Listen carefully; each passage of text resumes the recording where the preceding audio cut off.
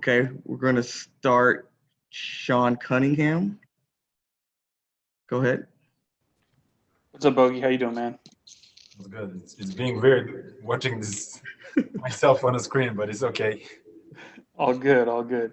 We've had to pretty much ask everyone the same question, but once you step foot in Orlando, can you just kind of take us through what these last several days have been like for you guys and just kind of how you passed the time in quarantine? Honestly, 2 days before the travel, we were all nervous, I think, because we were trying to get in Orlando and try to, get through these procedures. 2 days in quarantine, get out of the quarantine and hit the floor and practice with the guys. And for tonight we had the first practice, in a long time. So it really felt good to be with the guys on the floor and go through some plays we have in a season. And when I spoke to you like earlier in the month, last month, you talked about how, this is very similar situation, at least your expectation would be that it would be very similar to what you've experienced in some of the Europe tournaments and stuff like that. Having been there, has that changed your expectation at all? Is it kind of what you expected, or is it completely surprising and new? I didn't hear you earlier. What did you say? But I think the question is about a bubble, right? How everything looks like. Is it the expectation? Is my expectations are? You mentioned when we spoke last month about how you thought that this would be very similar to maybe some of the tournaments you've experienced in Europe, and having been there and speaking to your teammates, do you feel like it's meeting those expectations even though it's only a couple of days, or is it just completely shocking and new? It's bigger an event, and I think it never happened that in history of basketball or any sports you have 22 teams in one spot. Like that, except I don't count Olympics, but the Olympics are a huge organization, and it's worldwide, right? This is one league, one country, but it's still global, and they know everyone is watching it. But it's amazing organization. For us, I think we cannot complain about food or rooms, or I think they really did a great job on it, and our team, I think, and the whole NBA and MVP organization, they did a pretty good job on it. Okay, Sarah Hodges. What's up, Bogey? Sarah Hodges, CBS 13. You've seen like a bunch of guys around the league just posting videos of like snacks and different gifts that they have given you guys in your room. What's something that you've been sort of surprised by where you're like, oh, I like this? I mean, honestly, in our team, no one complained yet. I never heard anyone complain in our team. I have seen all these guys on social media. There is also guys, they posted the good things about the food and the room. And I think these guys, they post the first videos and pictures. They were the most interesting guys. That's why they, it looked a little bit bad, but they expected that, and now I think everything is going well, and I think we're pretty good. Was there any gifts in there that you were surprised by? Because I know that like you guys got like a bunch of different stuff. Like I didn't see it all, but it just looked like there was a lot of like free gifts. Like it seems like a Tempur-Pedic mattress. Like did anything surprise you, and were you shocked by any of it?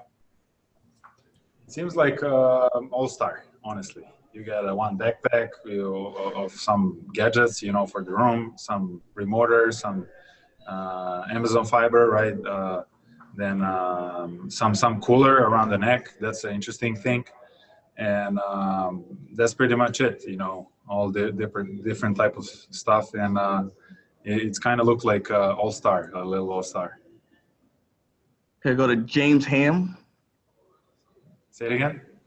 Hey, what's up, Bogey? This is James. I don't hear well. All right. You hear that?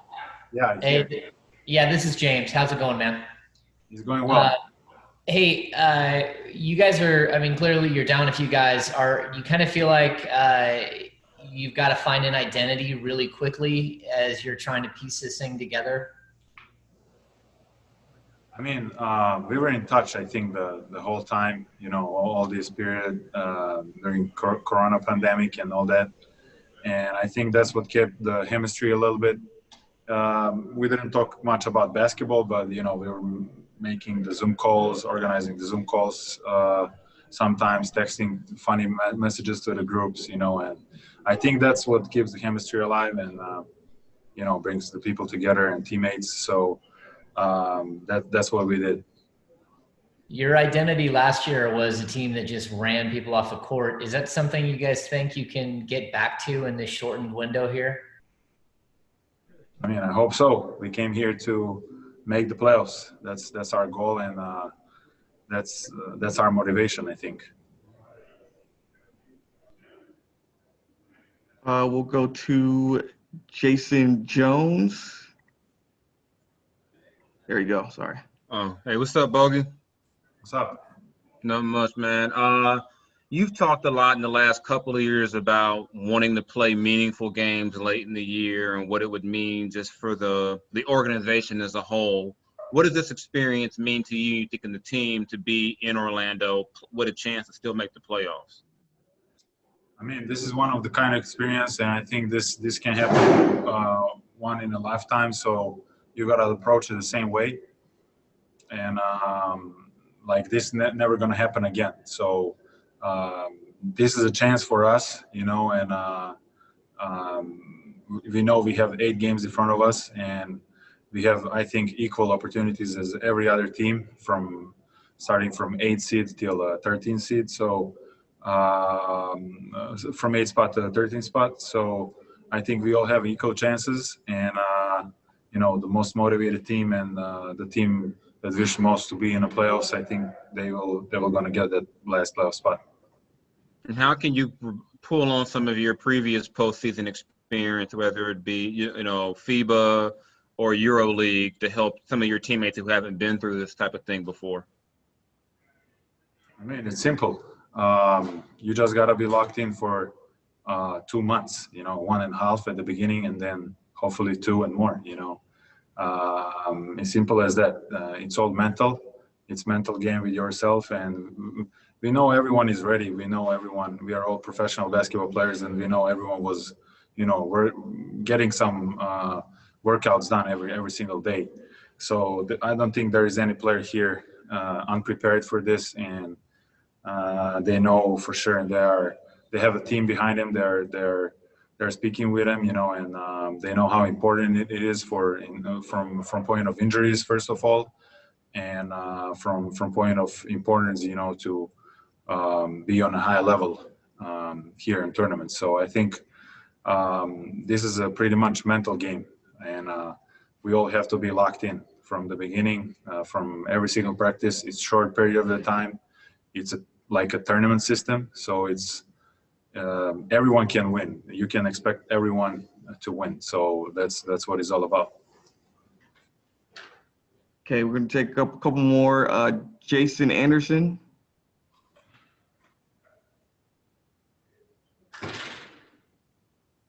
Jason Anderson. Can you hear? Okay. Oh, there you go. All right. Good to see you, Bogey. First of all, where are you? Are you against the wall in a hallway in the hotel? I'm sure I'm in Disney World. Yeah, against the wall somewhere. Yeah. Okay. On how do you manage the injury risk after a long layoff, and what is the team doing to protect you guys from that risk? I mean, personally, I didn't have a big issues, and so for me, I have just small adjustments which I fix right after that. When they canceled the season, so I fixed everything in like 2-3 weeks, and I was ready to go right after. I think team did a pretty good job. Our medical staff and strength coaches and PT guys, they all did a great and amazing job talking with players a lot and getting letting everyone know how it's important to be healthy for this tournament, and it's extremely dangerous. It's just 8 games after such a long period of time. And I think everyone was, checking on every single player, and I think we are already healthy. And what was it? Okay, thank you, Bogey. You're good to go. Thank you.